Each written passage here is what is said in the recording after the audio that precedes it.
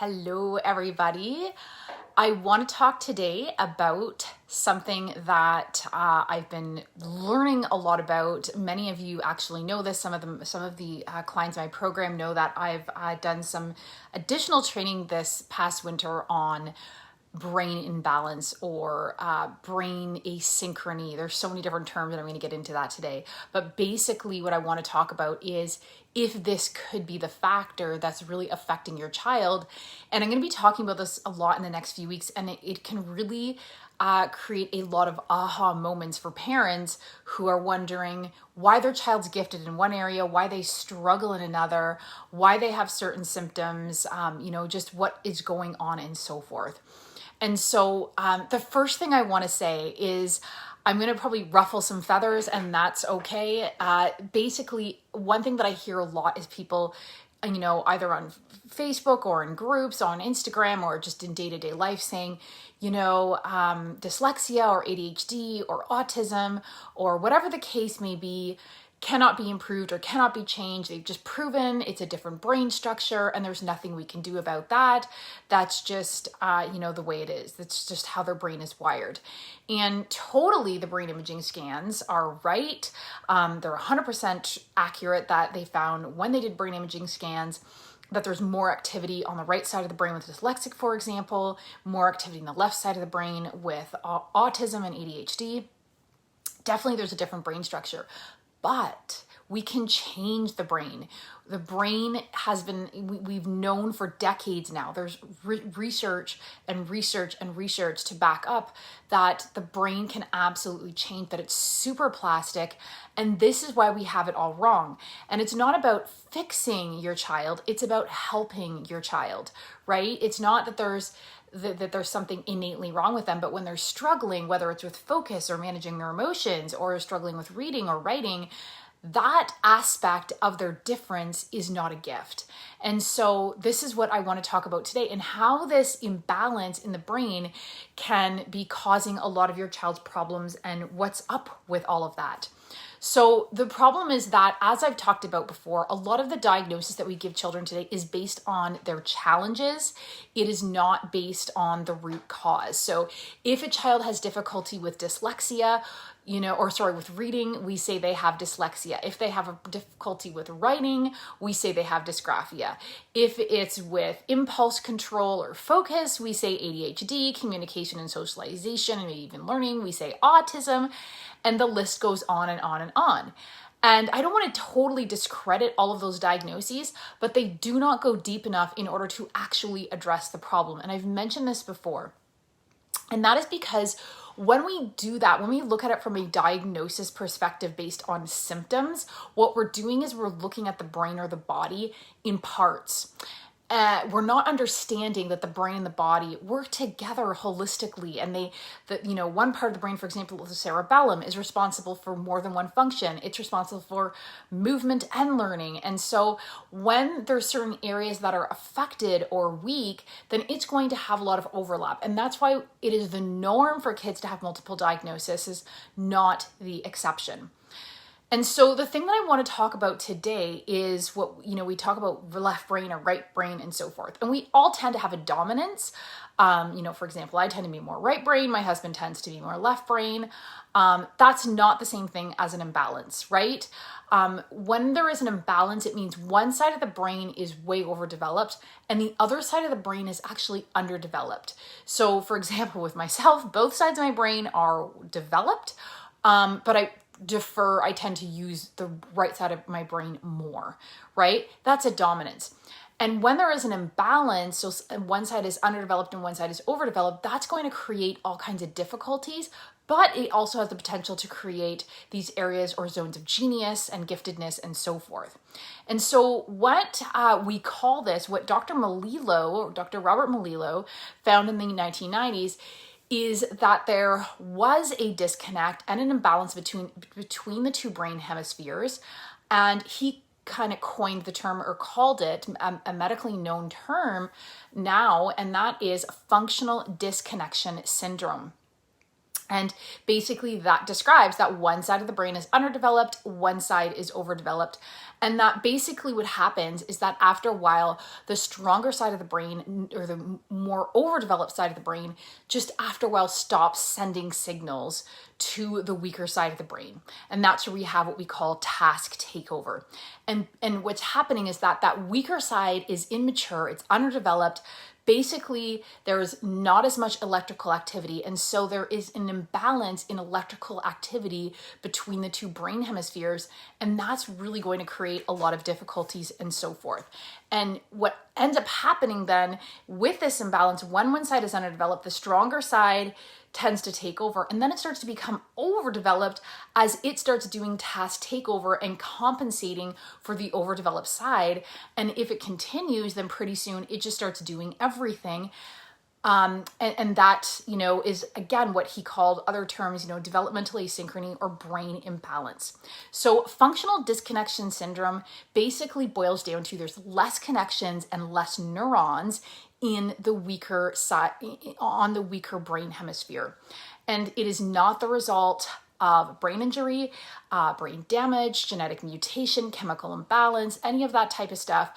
They can see it on a scan even, but it's not the result of any actual physical injury or something breaking down in the brain. It's just less neurons, electrical activity, and so forth.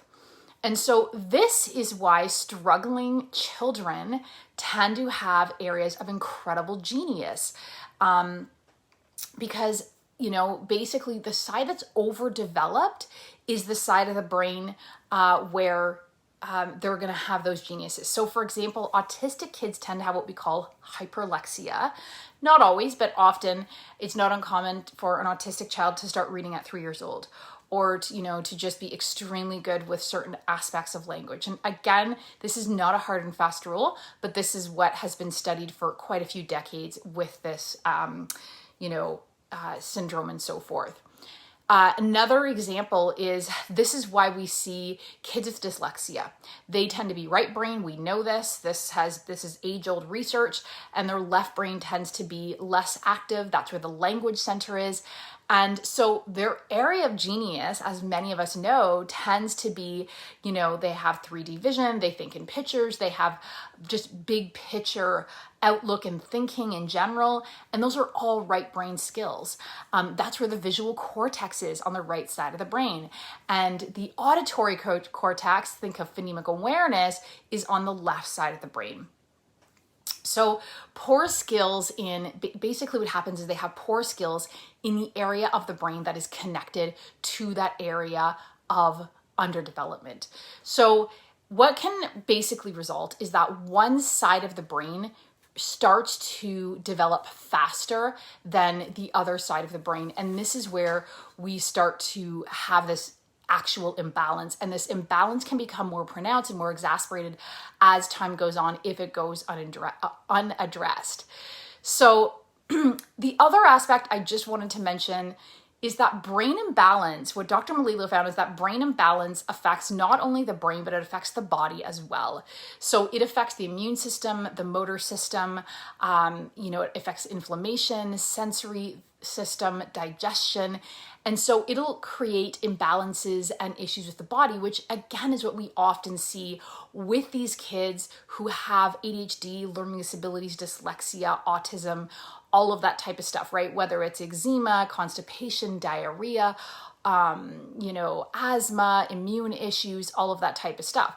So depending which side of the brain is weak is going to determine if it's a problem with over or under activity. So let me just give you an example. A kid could have either immune issues with being hyperimmune, meaning they're never sick, which is the case with my daughter because she had a left brain overdevelopment. So it was all gas, right? The immune system's all gas, picks up on everything, but then more vulnerable to an autoimmune condition, which is what happened to her. And she developed an a neurological autoimmune condition known as PANS or PANDAS.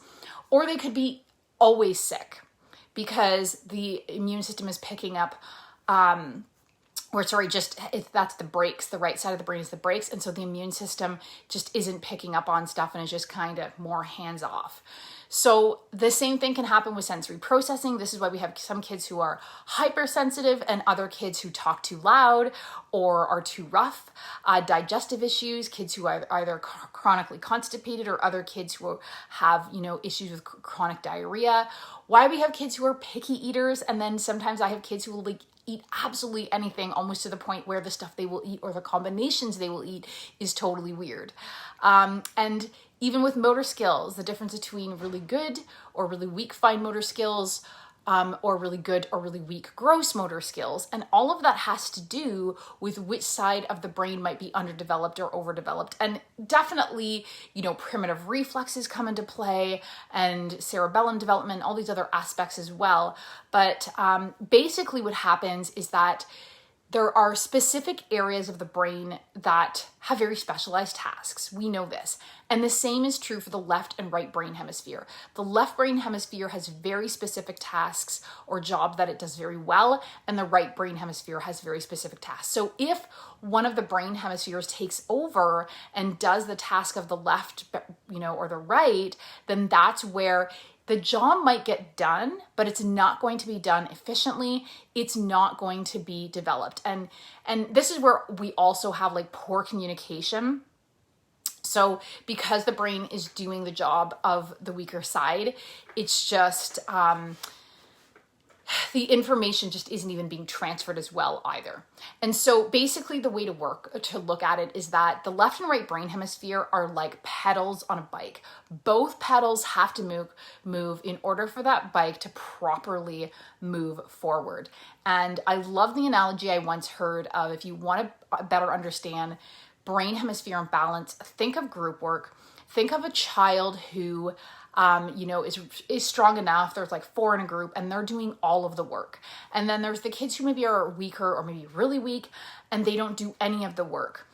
And when the weaker kids do the job, maybe it's not done very well. And the stronger one is like, you know what, I'll just do it myself. We've all been in that situation, I'm sure, even at work and so forth. The job is not done well. So we just take over, right? Task takeover.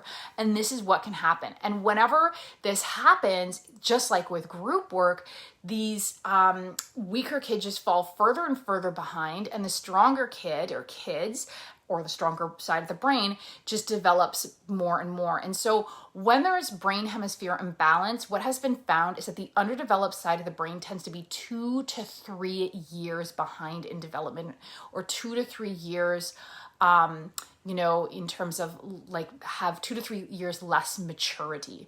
And so that can make a huge difference. That's why we see these kids who, I'll work with parents and I'll say my child just seems so much younger than the other kids, or they're just not emotionally mature, or they're just really babyish compared to the other kids.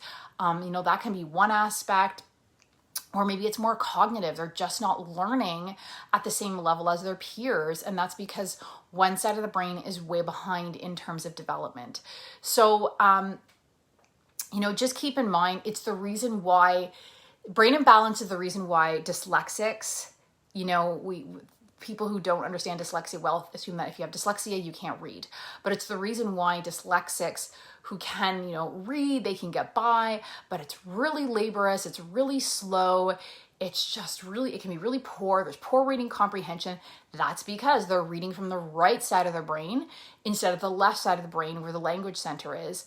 And so what I love about when I started learning about brain imbalance and Dr. Malilo's work, and why I had to train with him this winter, is because what they found is that this can be absolutely corrected, that this hemispheric imbalance, all that we need to do is stimulate the weaker side of the brain, not stimulate the stronger side of the brain when we're doing these exercises. And this helps to strengthen the weak connections and create more electrical activity in the weaker side of the brain, and bring those two brain hemispheres back into balance, or bring it into balance if they never were. And most importantly, unlike many other things that can be on the market, if you will, like medication, is it's 100% safe. It's just stimulating the weaker brain hemisphere and getting kids with a brain that is more balanced. So let me know if any of this resonates. Does your child have areas of giftedness, areas of weakness? Do you suspect that something is off because they seem to either be behind cognitively or they tend to be behind emotionally? Is there some clue that something is just off and that you suspect imbalance could be a big factor? And what Dr. Melillo found in his research, and what has been confirmed even in peer-reviewed research, is that brain imbalance plays a huge, huge role in learning disabilities, ADHD, and so forth. That it tends to be one of the main factors, that one side of the brain is overdeveloped and one side is underdeveloped. So let me know what you're experiencing, what you're seeing in the comments below. If you haven't grabbed my starter kit, the Laser Focus Learner, I will post the link for that in the comments below. And if you're interested in learning more about my program, The Full Potential Formula, definitely book a clarity call and we can chat about how to get started. I do have a few spots left. They are filling up. It gets really busy as summer starts to really starting to get to high gear with summer. Take care, everyone. Thanks for watching. Have a great week. Bye.